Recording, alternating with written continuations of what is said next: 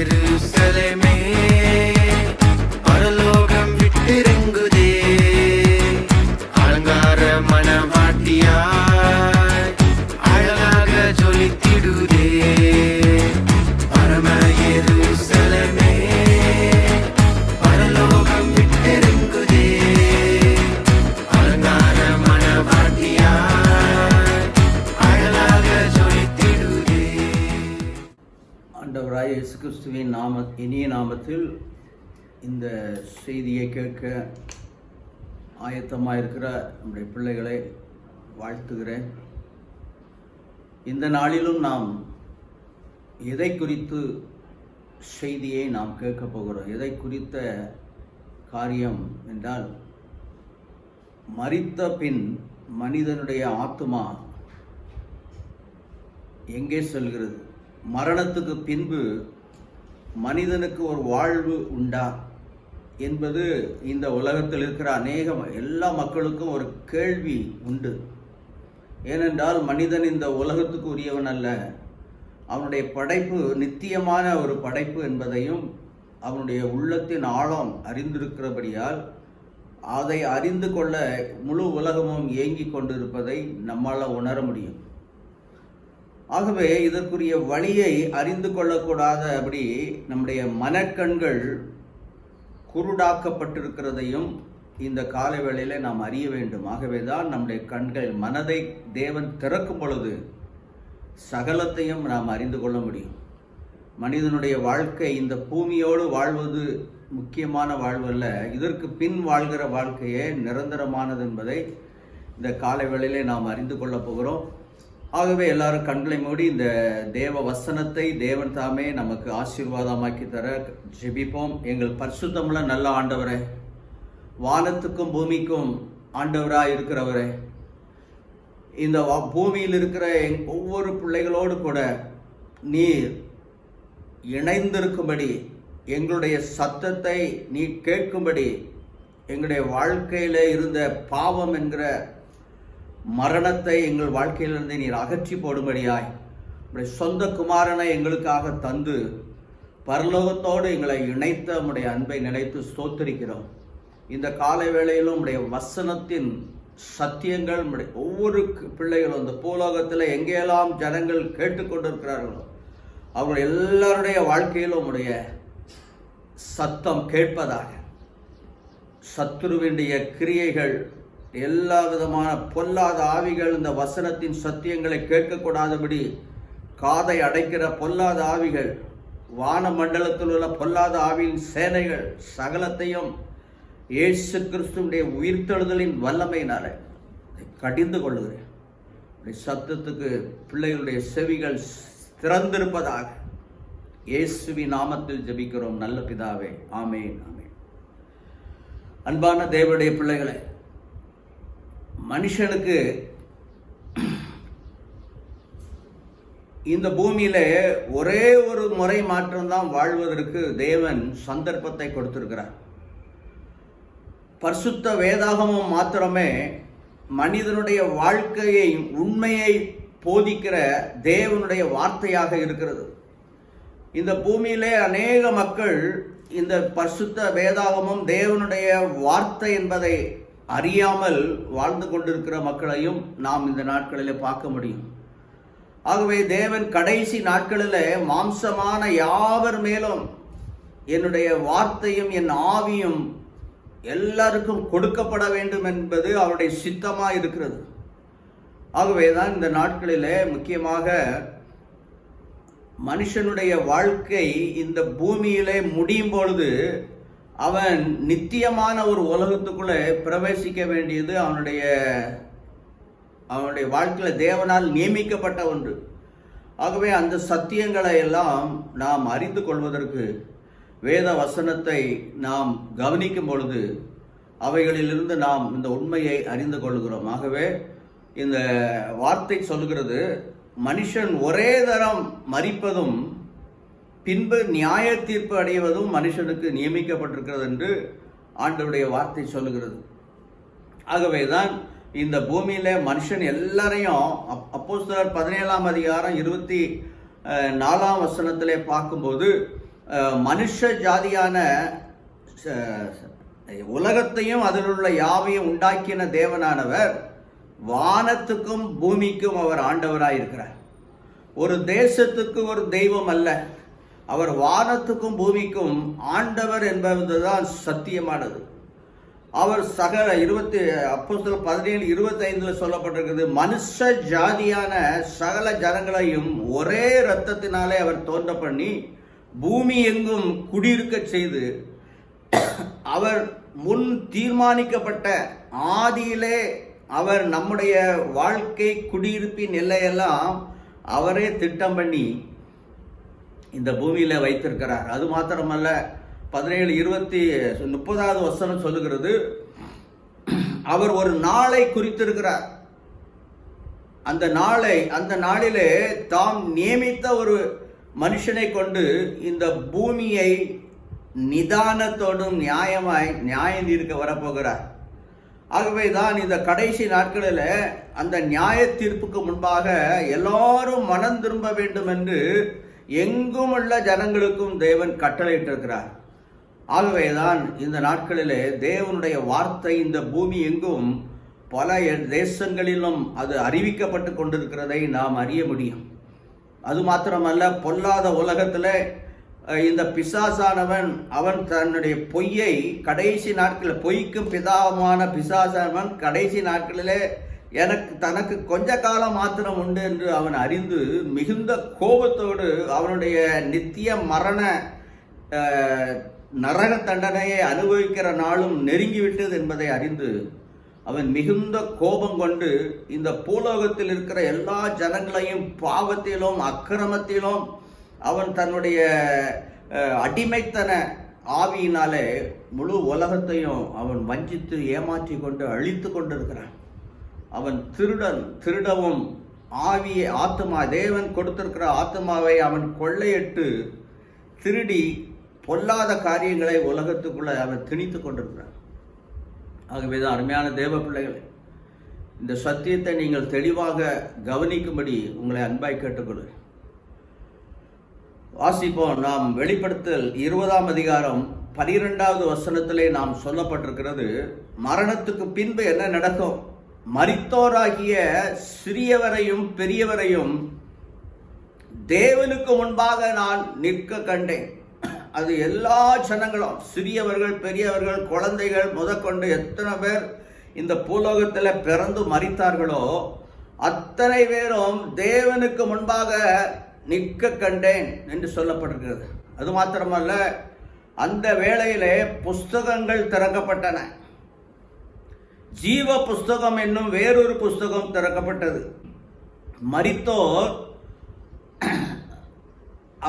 அவர்கள் தங்களுடைய கிரியைகளுக்கு தக்கதாக அவர்கள் நியாய தீர்ப்பை அடைந்தார்கள் என்று அந்த வார்த்தை சொல்கிறது.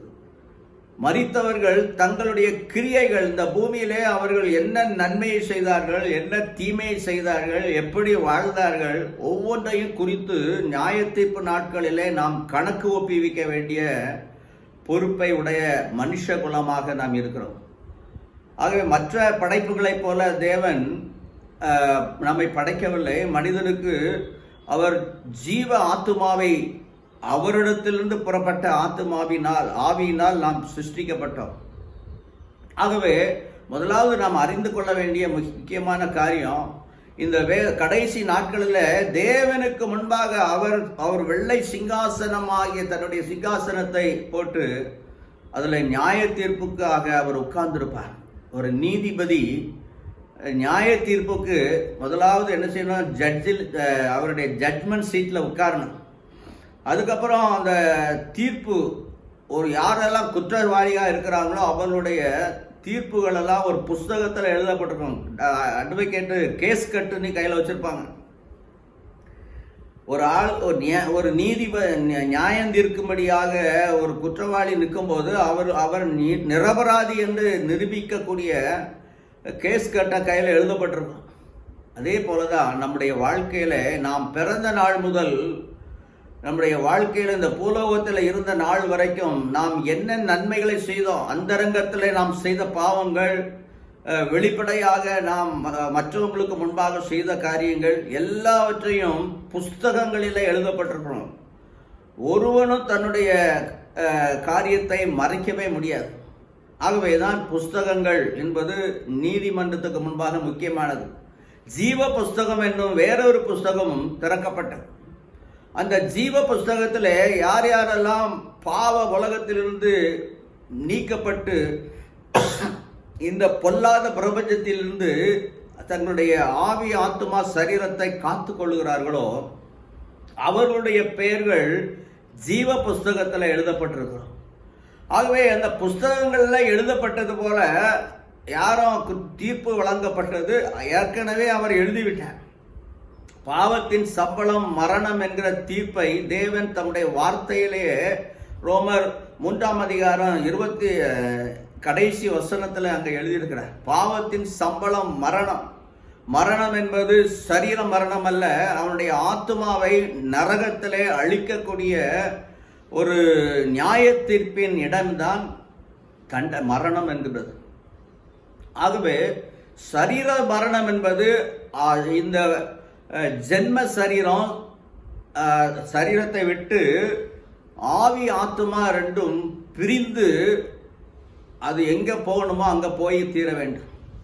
ஆகவே தான் தெசலோனிக்கர் 5 அதிகாரம் 1 தெசலோனிக்கர் 5 அதிகாரம் 23 வசனத்தில் அங்கே சொல்லப்பட்டிருக்கிறது, நம்முடைய ஆவி ஆத்துமா சரீரம் மனிதன் 3 திரியேக ஜீவனால சிருஷ்டிக்கப்பட்டவன்.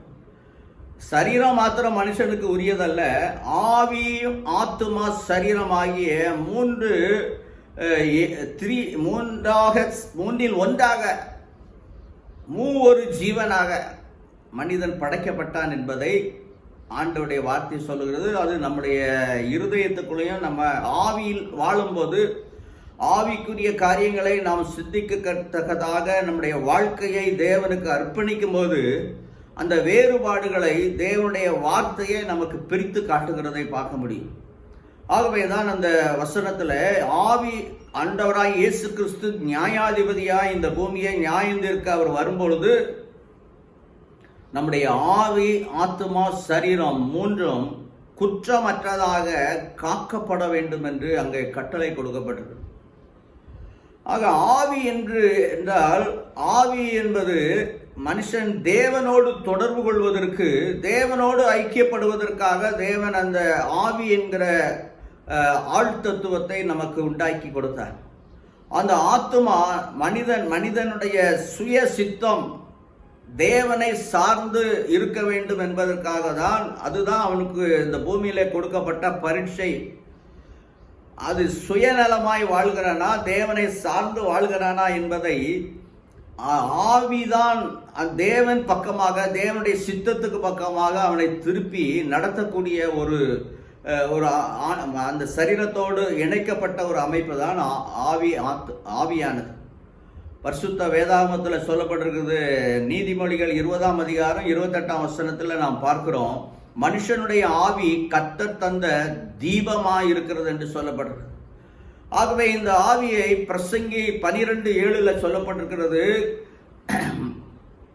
மனுஷனே உன்னுடைய ஆவி கர்த்தர் தந்த தீபமாய் இருக்கிறபடியால் தன்னை தேவனிடத்தில் இந்த ஆவி திரும்பவும் போகும் முன்பாக நீ உன் வாலிப நாட்களிலே உன்னை சிருஷ்டித்த தேவனை நீ நினைவு கூறு என்று ஆண்டவர் சொல்கிறார். வாலிப நாள் என்று சொன்னால் நீ நன்மை தீமையை அறியத்தக்க உன்னுடைய பருவம் எப்பொழுது வருகிறதோ அன்னையிலிருந்து உன் சிருஷ்டிகரை நீ நினை. இந்த ஆவி தன்னை தந்த தேவனிடத்திலே மறுபடியும் அது போக வேண்டிய ஒரு பொறுப்பு உள்ளது என்பதே அந்த வசனம் சொல்லுகிறது. அதே போல ஆத்துமாவானது அது எப்பொழுதுமே இந்த பூமியிலே பாவம் செய்த மனித சுபாவத்துக்குள்ளே நாம் வந்தபடியினால் அது மாம்சத்தின் கிரியைகளையே அது விரும்பி செய்யக்கூடியதாய் மாம்சத்தினால தள்ளப்படுகிறது. ஆகவே இந்த ஆத்துமாவை குறித்து தாவீது சொல்லுகிறார், என் ஆத்துமா, சங்கீதம் 119:25 வசனம் சொல்றது, ஆண்டவரே என் ஆத்துமா மண்ணோடு ஒட்டி கொண்டு இருக்கிறது. உம்முடைய வசனத்தின்படி என்னை உயிர்ப்பியும் என்று சொல்லுகிறார்.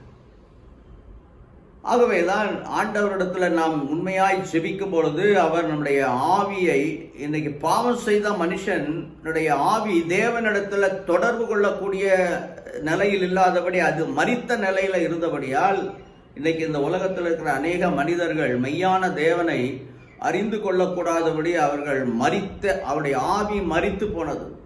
எபேசியர் 2ஆம் அதிகாரம் 1 வசனத்திலே நாம் பார்க்கிறோம், அக்கிரமத்தினாலும் பாவத்தினாலும் மரித்த நம்முடைய ஆவியை தேவன் உயிர்ப்பித்தார் என்று சொல்லப்படுறது. ஆகவே அவர் உயிர்ப்பிக்கும் பொழுதுதான் நாம் உண்மையான சத்தியத்தை நம்முடைய இருதயம் ஏற்றுக்கொள்ள முடியும். ஆகவே இந்த ஆவி ஆத்மா இரண்டும் இணைந்துதான் இந்த சரீர மரணத்துக்கு பின்பு பரலோகத்துக்கு அது எடுத்துக்கொள்ளப்பட வேண்டியது. அது மாத்திரமல்ல, சரீரம் மண்ணுக்கு உரியது அல்ல, இந்த ஆவி ஆத்மாவையும் ஆண்டவர் அதோடு இணைத்திருக்கிற சரீரம் இது பாவ ஜென்ம சுபாவத்திலே இருக்கிறபடியால் இந்த ஜென்ம சுபாவத்தினுடைய சரீரம் அது மண்ணிலே விதைக்கப்படுகிறது. ஆவிக்குரிய ஒரு சரீரம் மரித்த பின்பு இந்த ஆவி ஆத்மாவும் சேர்ந்து ஆவிக்குரிய ஒரு சரீரமாக தேவன் அதை உண்டாக்குகிறார். எப்படி நாம் பிறக்கும் போதே நமக்கு எப்படி தான் பிறக்கணும்னு தெரியல, யார் நமக்கு இந்த ஜீவனை கொடுக்குறாருன்னு தெரியாம நாம் பிறக்கிறோமோ அதே போல தான் மரணத்துக்கு பின்பு இந்த பிலிப்பியர் 3ஆம் அதிகாரம் 21ஆம் வசனம் சொல்லுகிறது, நம்முடைய அற்பமான இந்த சரீரத்தை தேவன் தம்முடைய மகிமையின் சரீரத்துக்கு ஒப்பாக அவர் மறுரூபப்படுத்துவார் என்று சொல்லப்படுகிறது. ஆகவேதான் நாம் அருமையாக தேவ பிள்ளைகளை இந்த 3 ஆவி ஆத்மா சரீரம் 3ஐயும் நாம் குற்றமில்லாததாக தேவனுடைய நியாய தீர்ப்பு நாளிலே ஒப்புவிக்க வேண்டிய பொறுப்பு இந்த பூலோகத்தில் இருக்கிற எல்லா ஜனங்களுக்கும் தேவன் கட்டளையிட்டிருக்கிறார். அப்போ மறுமையிலே நம்முடைய மறு உலகத்துக்குள்ளே நம்முடைய வாழ்க்கை பயணத்தை நாம் தொடங்கும் பொழுது அங்கே நாம் எதை பார்க்க போறோம்? ஒன்று, பரலோகத்துக்குள்ள நாம் போய் சேர வேண்டும், இல்லாவிட்டால் நரக லோகத்துக்குள்ள போய் சேரணும். 2ல ஒரு இடத்துக்கு தான் நாம் போய் சேர வேண்டும். ஆகவே தேவன் இந்த பரலோகம் எப்படி இருக்கும், பரலோகத்தை பற்றிய காரியங்கள் என்ன, பரலோகத்தில் யார் அங்கே இருப்பார், அதே மாஸ்டர் பரலோகத்தில் 3 காரியங்களை 3 இடங்களை ஆண்டவர் நமக்கு வேதத்தில் எழுதி வச்சிருக்கிறார். முதலாவது, மனுஷன் மரித்த பின்பு அவன் எங்கே போகிறான் என்றால் மேல் பாதாளம் என்கிற ஒரு இடத்துல அவன் போக வேண்டும், இல்லாவிட்டால் கீழ்பாதாளம் என்கிற இடத்துக்கு நான் போக வேண்டும்.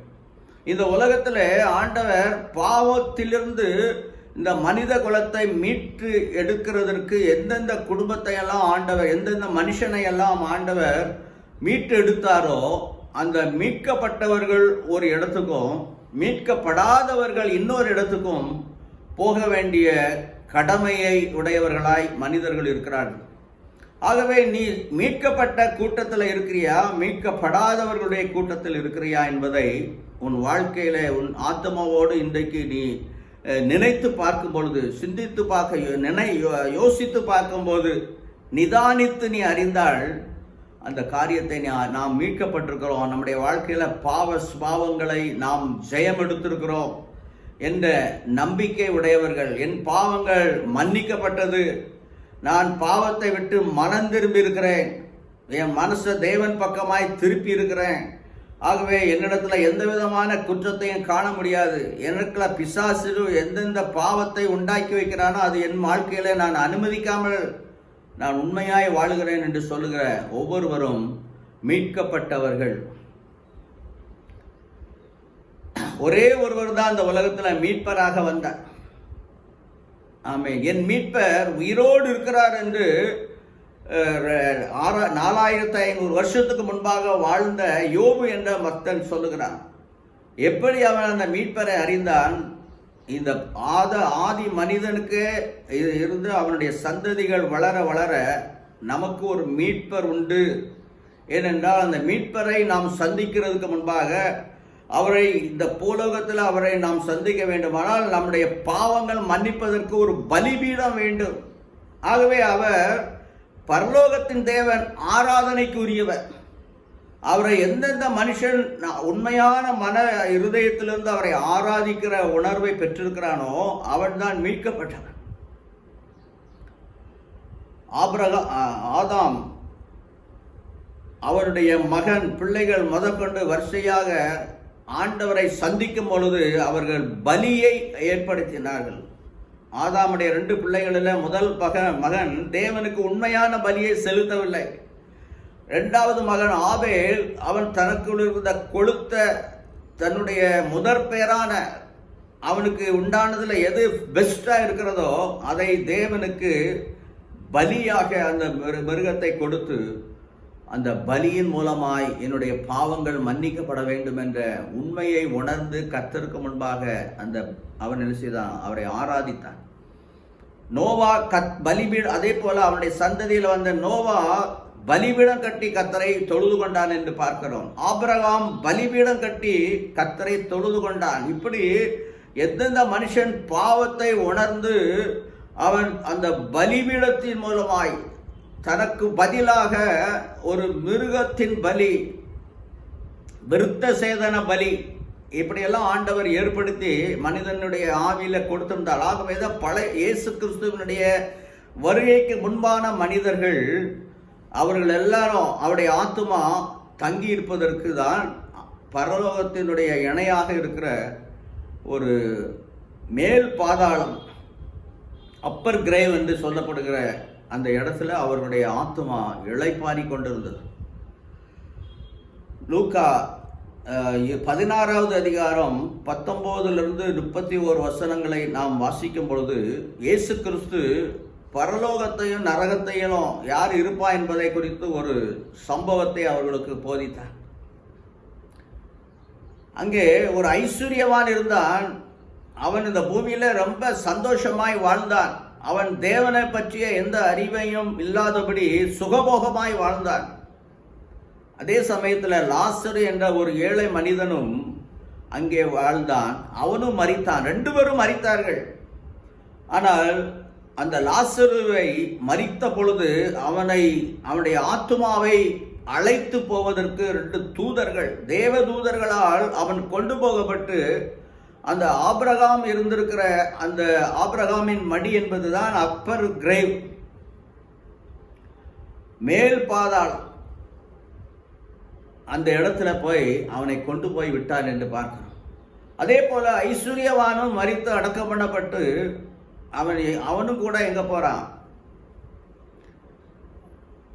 கீழ்பாதாளத்துக்கு கொண்டு போகப்படுகிறான். நரகத்திலிருந்து வந்த 2 தூதர்கள், நரக தூதர்கள், அவர்கள் பிசாசினுடைய ஏஜெண்டா இருக்கக்கூடிய அவருடைய பணியா வேலையாளா இருக்கிறவர்கள் வந்து அழைத்து அந்த கீழ்பாதாளம் என்பது ஹேட்ஸ், ஆங்கிலத்தில் சொல்லும்போது அது ஹேட்ஸ், நரக நியாய தீர்ப்புக்கு முன்பாக அந்த ஆத்துமா தங்கி இருக்க வேண்டிய இடம். அந்த இடத்துல அவன் என்ன செய்கிறான்? கதறி அழுகிறான். ஆண்டவரே, அந்த வசனம் சொல்லுகிறது, அந்த கீழ்பாதாளத்தில் இருந்த அந்த மனுஷன் கதறி அழுகிறான். தேவனே, அங்கே ஆபிரகாமினுடைய மடியில உட்கார்ந்திருக்கிற லாசருவை பார்க்கிறான். நம்ம வீட்டு பக்கத்தில் இருந்தவன் அங்க அவ்வளோ பெரிய மகிமையான இடத்துல உட்கார்ந்துருக்கிறானே. ஆனா இவன் கீழ்பாதாளம் அக்கினியும் வேதனையும் நிறைந்த ஒரு இடம். அக்கினி ஜுவாலை அவனுடைய ஆத்மாவை வேதனைப்படுத்தி கொண்டே இருக்கிற இடத்துல அவன் இருக்கிறான். தூரத்துல அங்க பார்க்கிறான். ஐயோ, அந்த அப்பர் கிரேவ்ல எவ்வளோ சந்தோஷமா இருக்கிறாங்க. ஏன் நான் இந்த இடத்துக்கு வந்தேன்? அப்ப நீ இந்த உலகத்துல தேவனை அறியாமல் சொந்த வாழ்க்கையை அனுபவித்தனால இந்த இடத்துல இருக்கிறாய் என்பதை அவன் மரித்த பின்புதான் அறிய முடிந்தது. அப்போ அது அவனுக்குள்ள ஆசை வந்தது. ஐயோ ஆண்டவரே, என்னுடைய சகோதரர்கள் 5 பேர் இந்த உலகத்தில் இருக்கிறாங்களே, அவங்களுக்கும் இந்த நல்ல செய்தியை சொல்லி அவனை மீட்கப்படுவதற்குரிய நற்செய்தியை அறிவிப்பதற்கு இவனை அனுப்புங்களா அந்த லாசருவை கெஞ்சுகிறான். இந்த சம்பவத்தை நாம் அதை பார்க்கிறோம். ஆகவே மரித்தவர்கள் முதலாவது எங்க இருப்பாங்க? தாழ்ந்த பாதாளம் என்பது மீட்கப்படாத பாவத்திலிருந்து மன்னிப்பை பெறாத ஆத்துமாக்கள் எல்லாம் அந்த இடத்துல இருக்க வேண்டும். எதுக்காக? நியாய தீர்ப்பு நாள் வரைக்கும். ஆகவேதான் இந்த பாதாளத்தையும் 2 விதமான நியாய தீர்ப்பில் அங்கே இருக்கிற மக்களை குறித்து அந்த வசனம் சொல்லுகிறது.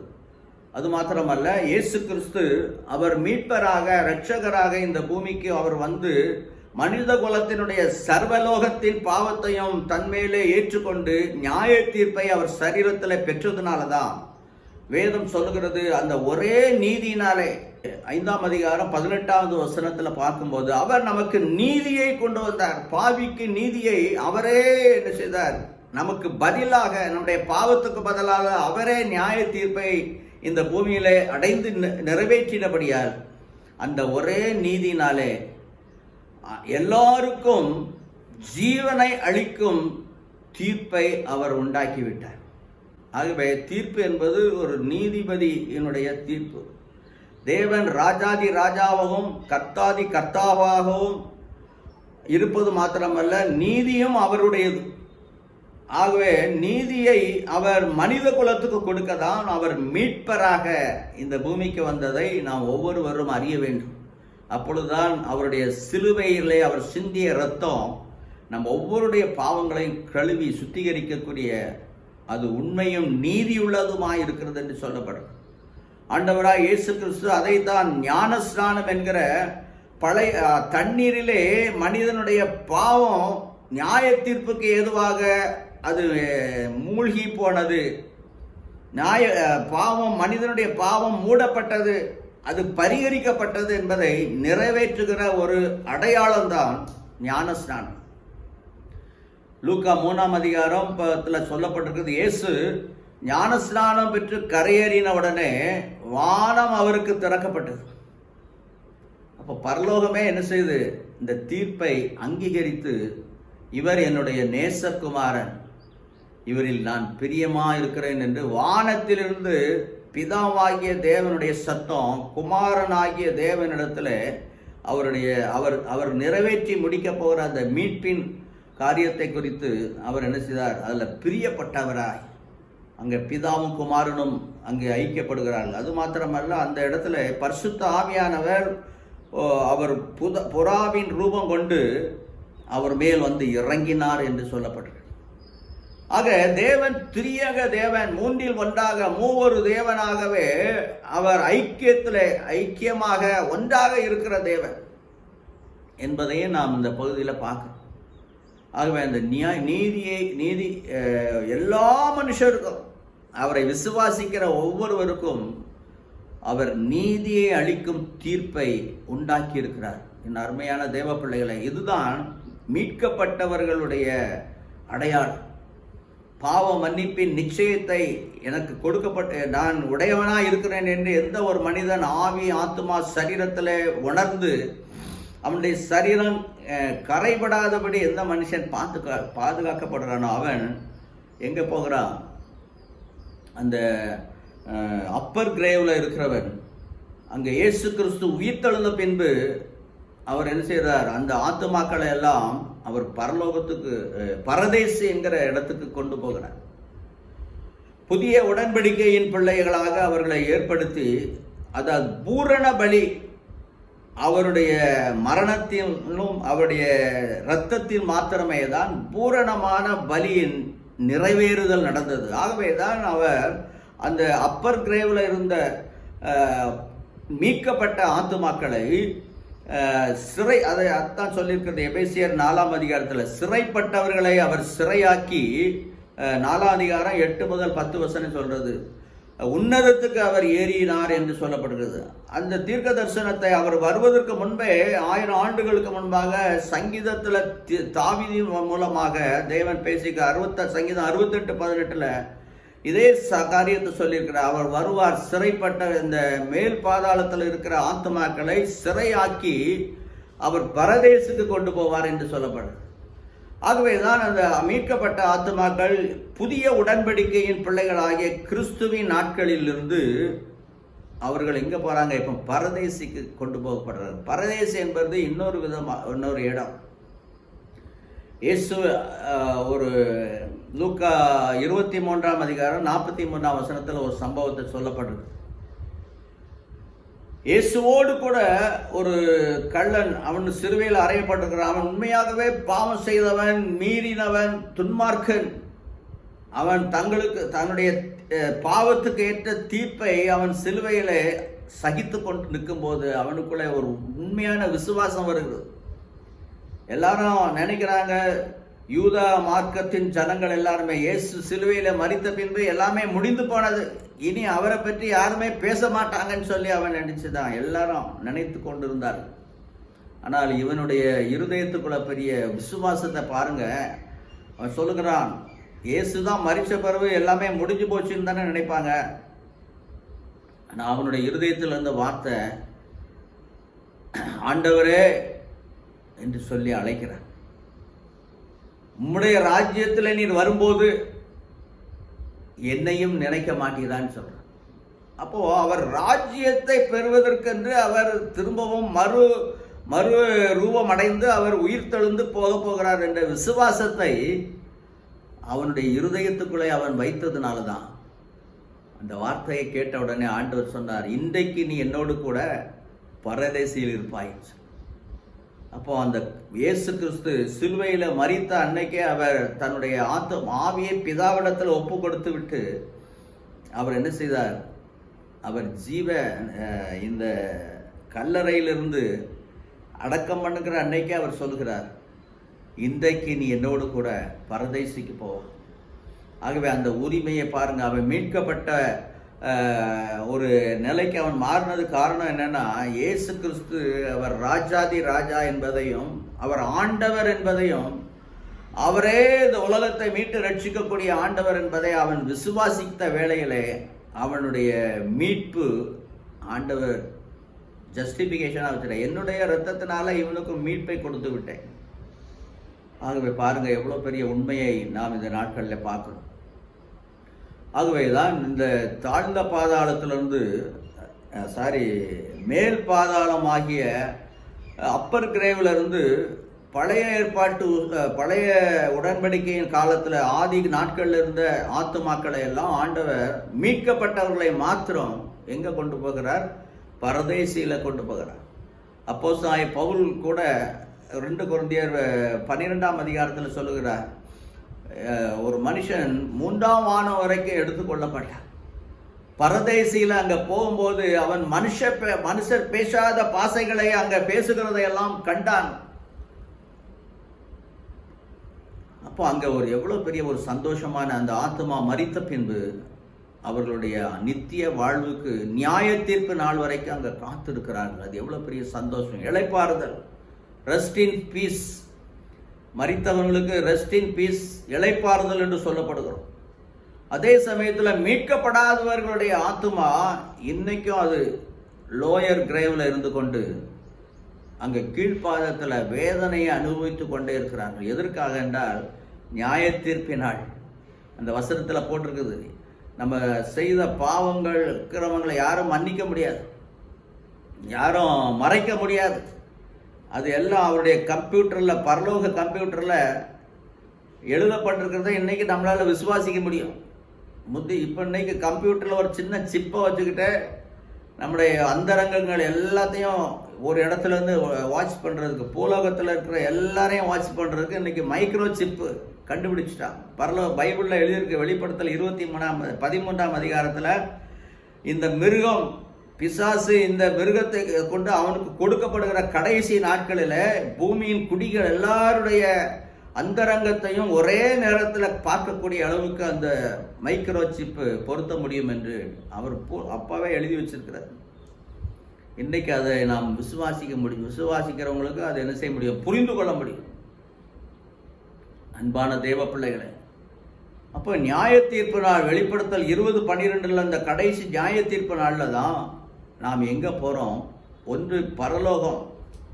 மரித்தவர்களாகிய சிறியவர் பெரியவர் எல்லாரும் அவருக்கு முன்பாக நிற்க கண்டேன். பரலோகம் எப்படி இருக்கும்?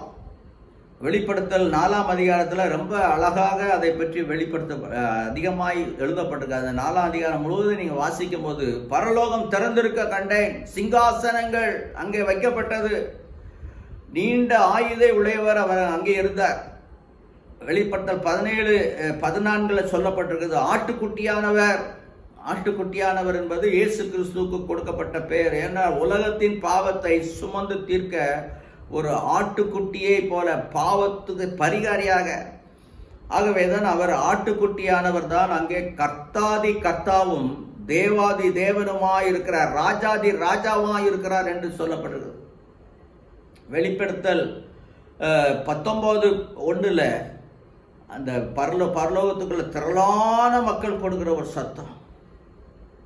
அங்கே பரதேசில் இருக்கிற அவருக்கு மிக்க பிரதானமானவர்கள் ஆபிரகாம், ஈசாக்கு, யாக்கோபு, மோசே, தீர்க்கதரிசிகள், பல பழைய ஏற்பாட்டு பரிசுத்தவான்களும் புதிய ஏற்பாட்டில் இருக்கிற பரிசுத்தவான்களையும் ஆண்டவர் பரலோகத்தில் கொண்டு போகிறார்.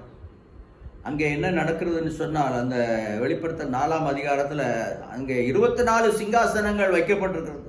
தேவனுடைய 7 ஆவிகள் அங்கே விளட்சமாக அந்த பரலோகத்தை நிறைத்து கொண்டிருக்கிறார்கள். அக்னி தீபமாக அந்த பரலோகத்தை இறைய பண்ணி கொண்டிருக்கிறார்கள். அதோடு கூட 4 ஜீவன்கள், தேவனுடைய சமூகத்தில் நிற்கக்கூடிய 4 ஜீவன்கள் அங்கே அவர்களுடைய வாயில இரவும் பகலும் ஓயாமல் சொல்லிக் கொண்டிருக்கிற ஒரு வார்த்தை என்னவென்றால், இருக்கிறவரும் வருகிறவரும், இருந்தவரும் இருக்கிறவர். அவருடைய பேர் என்ன? தேவனுடைய பேர் என்ன?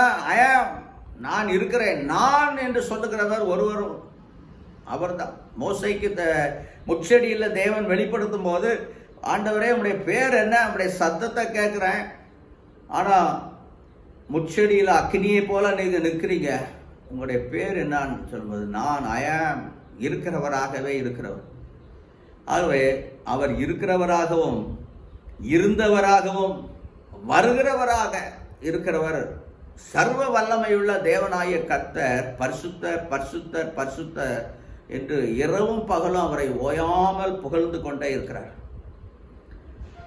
ஆக அப்படிப்பட்ட இரத்தத்தால் தோய்க்கப்பட்ட வஸ்திரத்தை அவர் அங்கே உடுத்தி இருக்கிறார். எதுக்காக? நான் மீட்கப்பட்ட மக்களுக்கு அந்த இரத்தம், பரலோகத்தின் தேவனுடைய இரத்தம் அங்கே சிந்தப்பட்டதை அங்கே பரலோகத்தில் அங்கே காட்சியாக அங்கே பார்க்கப்படுகிறது. அவர்கள் எல்லா ஜனங்களும் அங்கே இரட்சணியும் மகிமையும் கனமும் துதியும் எல்லாம் அவர் ஒருவருக்கே சொந்தம் என்று அவரை ஆராதித்து கொண்டிருக்கிற ஒரு மகிமையான ஒரு இடம் தான் பரலோகராஜ். அங்கே அவர் புதிய எருசலேம் ஆகிய ஒரு நகரத்தை அங்கே வைத்திருக்கிறார், உண்டாக்கியிருக்கிறார். அந்த புதிய எருசலேம், ஆமாம், கேபிட்டல் சிட்டி மாதிரி அங்கே பரலோகத்தில் அந்த காட்சியில் நான் பார்க்க முடியும். ஆகவே அப்படிப்பட்ட இடத்துக்கு நம்ம போக போகிறோம். இன்னொரு இடம் பார்க்குறோம், நரகம். நரகம் யாருக்காக ஏற்படுத்தப்பட்டிருக்கிறது? மத்தேயு 25ஆம் அதிகாரம் 11:41 வசனம் சொல்லுகிறது, பிசாசுக்கும் அவன் தூதர்களுக்கும் தேவனால் ஆயத்தம் பண்ணப்பட்டிருக்கிற ஒரு இடம் தான் நரகம். நல்லா கவனிங்க, நரகம் எங்க இருக்குது? யாருக்கு ஏற்படுத்தப்பட்டது? பிசாசுக்கு. ஆனால் மனுஷன் பிசாசுடைய கிரியைகளுக்கு தன்னை விற்று போட்டபடியால் அவனும் அந்த இடத்துக்கு போகும்படியாக அவனுக்கு ஒரு நிர்பந்திக்கப்படுகிறான்.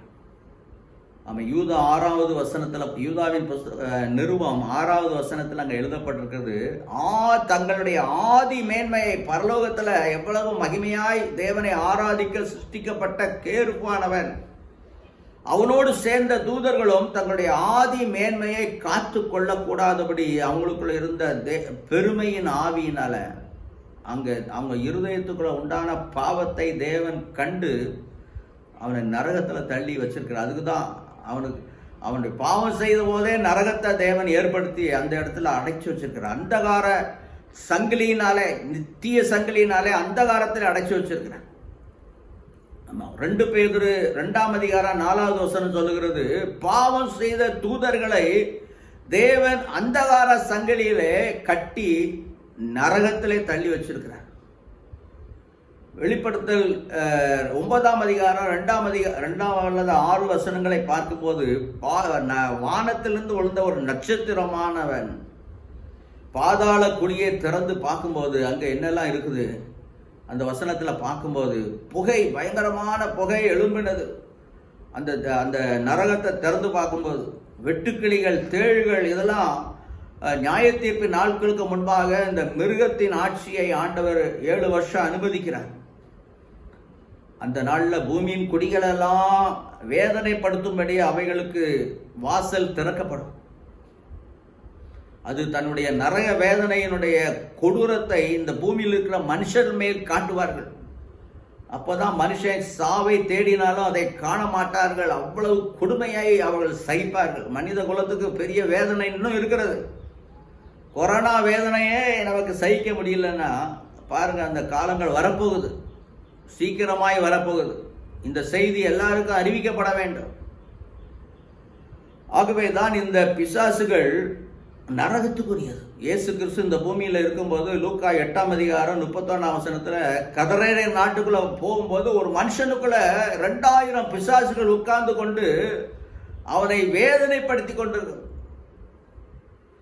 அவன் சொல்றான், இயேசுவை பார்த்தவன, ஆண்டவரே என்னை பாதாளத்துக்கு தள்ளாதபடி நாம் வேண்டிக் கொள்கிறேன். கொஞ்ச நாள் இந்த உலகத்துல இருந்து மனுஷன் இருதயத்துக்குள்ள புகுந்து அவனுக்குள்ள என்னுடைய வேசித்தன ஆவி, பொய்யின் ஆவி, கொலையின் வெறி, பாவம், எல்லா அக்கிரமம், அவன் என்னென்ன பகைகள், விரோதங்கள், வைராக்கியம், சண்டை, இவங்கெல்லாம் பொறாமையின் ஆவிகள், எல்லா ஆவியினாலையும் அவங்கள நிறைச்சி எங்களுக்கு கொள்ளை அடிக்கிறதா எங்களுக்கு ஆசை, அது வரைக்கும் எங்களை விட்டுருங்கன்னு சொல்லி என்ன செய்யறான், கெஞ்சுக்கிறான். பாருங்க, அந்த சம்பவத்தை பார்க்குறோம். இந்த நரகத்துக்குள்ள ஆண்டவர் அவர் ஒருவர் தான் அதிகாரம் உடையவர். நரகத்துல பிசாசை தள்ளுறதுக்கு அதிகாரம் உடையவர். அப்போ அந்த நரகம் தான் இந்த உலகத்தில் அதுக்கு ஒப்பாக சொல்லப்பட்டிருக்கிறது. வெளிப்படுத்தல் 17ஆம் அதிகாரம் 5ஆம் வசனத்தில் நீங்கள் எடுத்து பார்த்தீங்கன்னா, மகா பாபிலோன் வேசிகளுக்கும் பூமியில் உள்ள அருவருப்புகளுக்கும் அதுதான் தாய். இன்னைக்கு உலகத்தில் இருக்கிற அருவருப்புகள், இன்னைக்கு செய்திகளெல்லாம் கேட்கும்போது செய்தித்தாளில் வருகிற செய்திகள்லாம் அருவருப்பான காரியங்கள். அது காரணம் என்ன? பிசாசுக்கு இன்னைக்கு கொஞ்ச காலம்தான் இருக்குது. எல்லா மனுஷர்களையும் அக்கிரம பாவத்தினால குடி, வெறி, வேசித்தனம், திருடு, கொள்ளை, இவைகளெல்லாம் அந்த மிருகம் பிசாசுடைய கிரியைகளுக்காக அவன் இந்த உலகத்தில் என்ன செய்யறான் இருக்கிறான். அந்த நரகத்தினுடைய தலைமையாகவே மகா பாபிலோன். ஆதியிலிருந்தே மனுஷன் பாபேல் என்கிற, பாபேல் என்றால் குழப்பம், அந்த பாபேலுங்கிற பெயர்ல தான் பாபிலோன் என்று வந்தது. அந்த அதனுடைய தலைமைத்துக்குள்ள தான் மனுஷனை பிசாசு என்ன செய்யறான், வஞ்சித்து இந்த உலகத்தை என்ன செய்யறான், ஆண்டு கொண்டு இருக்கிறான். அதுக்கெல்லாம் ஆண்டவர் முடிவு நியாய தீர்ப்பினால வெளிப்படுத்தல் 18:2 மகா பாபிலோன் விழுந்தது, பேய்களின் குடியிருப்பும் அசுத்த ஆவிகளின் காவல் வீடும் என்று சொல்லப்படுகிறது. ஆகவே அப்படிப்பட்ட இடத்துக்கு தான் மீட்கப்படாத ஆத்மாக்கள் போய் சேர வேண்டியது. மனித குலம் ஒவ்வொருவருடைய வாழ்க்கையிலுமே ராஜ்யங்கள் மனுஷனை, தானியேல் தீர்க்கதரிசி புஸ்தகம் 4:20 ஒரு 30 சொல்லப்பட்டிருக்கிறது. ஒரு நேபுகாத் நேச்சார் சொல்கிறான், என் வல்லமையின் பராக்கிரமத்தினாலே என் மகிமையின் பிரஸ்தாபத்துக்கென்று நான் கட்டின அந்த நான்கிற இது எந்த மனுஷனுக்குள்ள வருதோ அவன் பெரிய தொங்கு தோட்டத்தை கட்டினான். ஆகாயத்திலே அவனுக்கு மாளிகை கட்டி பிரமிப்படைந்தான். நான் கட்டினது என் மகிமைக்கு என்று, என் வல்லமையிலே. அந்த வார்த்தை வந்தவுடனே அன்னையிலிருந்து உன் ராஜ்யபாரம் உன்னை விட்டு நீங்கியது என்று சொன்ன உடனே அவன் மாட்டை போல புல்லை தின்னுகிறவனாய் மாறினான் என்று சரித்திரம் சொல்லுகிறது. சரித்திரத்திலையும் பார்க்கிறோம், பரிசுத்த வேதாகமும் சொல்லுகிறது. அப்ப பிசாசன் கிரியைகள் மனித குலத்துக்குள்ள எப்படியெல்லாம் கிரியை செய்து கொண்டிருக்கிறது என்பதை பார்க்கிறோம். நான் என்பதை நான் அல்ல, அதுதான் மனுஷனுடைய நான் ஒன்றும் இல்லைப்பா, தேவனே என் வாழ்க்கையில் நீர் ஆளுகை செய்யும் என்று ஒப்பு கொடுக்கிற உணர்வு தான் இந்த நரகம் அந்த அதனுடைய கிரியையிலிருந்து. அப்போ நியாய தீர்ப்பு நாளில் என்ன நடக்கும்னா, அவர் வசனம் சொல்லுகிறது, வெளிப்படுத்தல் 21:8 சொல்லப்பட்டிருக்கிறது. யார் யாரெல்லாம் அந்த நரகத்துக்குள்ள அக்கினியும் கந்த பயப்படுகிறவர்கள், அவிசுவாசிகள், அருவருப்பானவர்கள், கொலைபாதகர்கள், விபச்சாரக்காரர்கள், சூனியக்காரர், விக்கிரக ஆராதனைக்காரர், பொய்யர் அனைவரும் 2ஆம் மரணமாகிய அக்கினியும் கந்தகம் எரிகிற அக்கினி கடலிலே பங்கடைவார்கள். நியாய தீர்ப்பு நாள் முடியும் போது. அப்போ நரகத்தில் இருக்கிறவங்களுக்கு பிசாசுக்கும் அந்த அக்னியும் கந்தகம் எறிகிற அக்னி கடலுக்கும் தொடர்பை வச்சிருக்கு. அங்கே தான் மனுஷர்களுடைய வாழ்க்கையினுடைய முடிவும் உண்டாகுது. அதை மீட்கப்பட்டவர்கள் பரலோகத்தில் தேவனோடு கூட இருப்பார்கள். அதனுடைய சாட்சியை இந்த பூமியில் கூட அப்போஸ்தலர் 7ஆம் அதிகாரம் 55-56 ஸ்தேவான் என்ற ஒரு மனுஷன் அவன் இயேசு கிறிஸ்துவை குறித்து பிரசங்கித்த பொழுது அவனை கல்லெறிந்து கொன்றார்கள். ஆனால் அவன் மரிக்கும் போதே முழங்கால் படியிட்டு ஆண்டவரை ஆராதித்து கொண்டே இருந்தான்.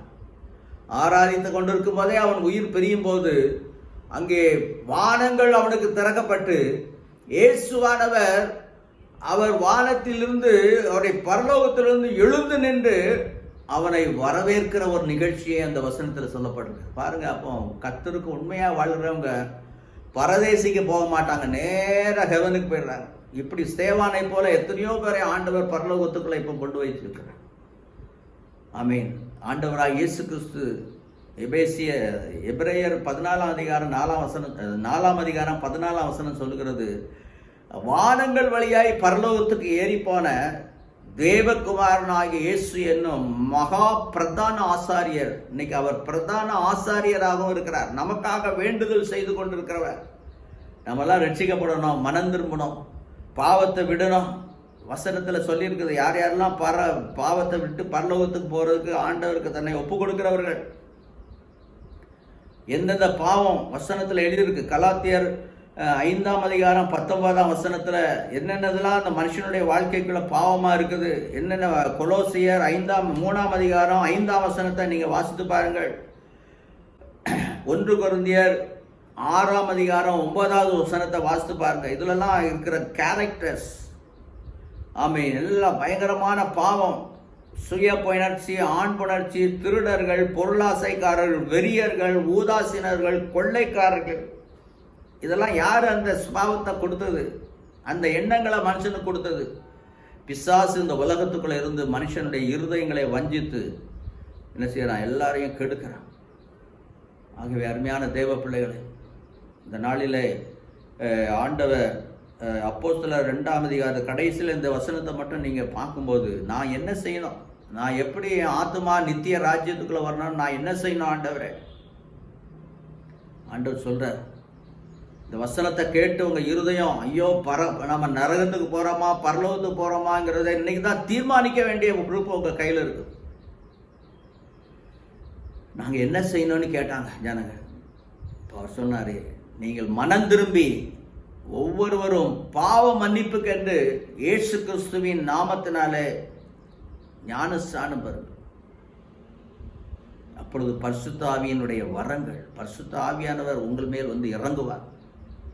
அவர் உங்களுக்கு தாளந்துகளை கொடுத்துருக்கிறார். தாளந்துகள், அநேக தாளந்துகளை கொடுக்கிறார். ஒவ்வொருத்தருக்கும் 1 தாளந்து 2 தாளந்தாய். தேவனுடைய மகிமை, நன்மைக்காவது தீமைக்கு நீ செய்ய வேண்டிய நன்மைகள் என்ன, அந்த தாளந்துகள் அதுக்கு தான் கொடுத்துருக்கார். நீ செய்த நன்மைக்காவது தீமைக்காவது தக்க பலனை அடைய வேண்டும் நியாய தீர்ப்பு நாளில்.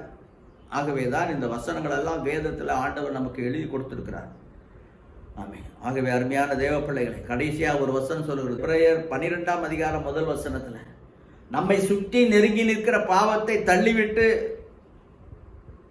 விசுவாசத்தை துவக்குகிறவரும் அதை முடிக்கிறவரும் ஆகிய இயேசுவை நோக்கி உனக்கு நியமித்த ஓட்டத்தில் உனக்கு ஆண்டவர் ஒரு ஓட்டத்தை நியமித்திருக்கிறார். போராடி, இந்த உலகத்தில் போராடி தான் பாவத்தை விட்டு நீ வெளியே வரணும். தேவனுடைய சித்தத்தை செய்யணும். தேவனுடைய விருப்பம் என்ன? தேவன் பரிசுத்த வேதாகமத்தில் தான் தேவன் தன்னுடைய விருப்பத்தை எழுதி வச்சிருக்கிறார். பரிசுத்த வேதாகமம் என்பது மனுஷ வார்த்தை அல்ல, தேவனிடத்திலிருந்து பெற்றுக்கொண்ட வார்த்தை.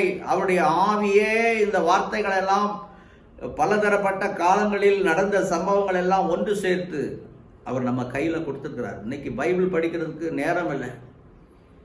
இன்னைக்கு வாலிப பிள்ளைகள் பப்ஜி பார்க்குறதுக்கும் எத்தனையோ விதமான கேம்களை விளையாடுறதுக்கும் தான் எவ்வளோ நேரம் இருக்கு. வேதத்தை பற்றி பைபிளை பற்றி பேசுனா 5 நிமிஷத்துக்குள்ளே இந்த வீடியோ பதிவை திருப்பிடுவான். இது வேண்டான்ட்டு உன் வாழ்க்கையை பற்றி தீர்மானிக்கிறது தேவனுடைய வார்த்தை தான். அருமையான தேவ பிள்ளை, உன் இருதயத்தை கர்த்தருக்கு ஒப்பு கொடு. உன்னை சுற்றி நெருங்கி நிற்கிற பாவத்தை நீ தள்ளிவிடு. ஆமென். மனுஷனை பார்க்காத, யாரும் உனக்கு வழிகாட்டுறதுக்கு இந்த பூமியில யாரையும் ஆண்டவர் நியமிக்கவில்லை. தேவனுடைய வார்த்தையும் நீ போய் ஒரு உண்மையான ஒரு சபையில நீ சேர்ந்து அதனுடைய கர்த்தருடைய கட்டளை கீழ்ப்படிந்து சபையோடு நீ ஐக்கியமா இருந்து அவருடைய அங்கே நீ தேவனுடைய ஊழியத்தை செய்யும் பொழுது ஆண்டவர் உன்னை மகிமையாய் பிரகாசிக்க பண்ணுவார். கர்த்தருடைய பரிசுத்த நாமம் உன் வாழ்க்கையில மகிமையாய் வெளிப்படும் என்பதை நீ மறந்து போகாது. கண்களை மூடி ஜெபிப்ப. நல்ல ஆண்டவரே, இந்த பிள்ளைகள் இந்த நேரத்தில் இருதயத்தை ஒப்பு கொடுக்கிற பிள்ளைகளுக்கு நீர்முடைய ஆவியை அளவில்லாமல் கொடுத்து இந்த நாட்களில் பிள்ளைகளை மகிமைப்படுத்துங்க, ஆசீர்வதிங்க. இந்த கடைசி நாட்களின் நியாய தீர்ப்பு நாளுக்குள்ள ஒவ்வொருவரும் மீட்கப்பட்ட பிள்ளைகளை, இந்த உலகத்தில் அநேக பிள்ளைகளை நாங்கள் சந்தித்து அவர்களை மீட்கப்பட்ட ஐக்கியத்துக்குள்ளே சேர்க்கும்படி எங்களுடைய இருதயத்தில் தேவனுடைய வார்த்தையை மற்றவங்களுக்கு சொல்லக்கூடிய கிருபையுள்ள வார்த்தைகளை ஒவ்வொருவரும் பெற்றுக்கொள்ளும்படி அவர்களுக்கு நீ ஆவியை அளவில்லாமல் தாங்க. இயேசுவின் நாமத்தில் ஜெபிக்கிறோம் நல்ல பிதாவே. ஆமேன், ஆமேன். கர்த்தர் உங்களை ஆசீர்வதிப்பாராக. ஆமேன், ஆமென். அல்லேலூயா.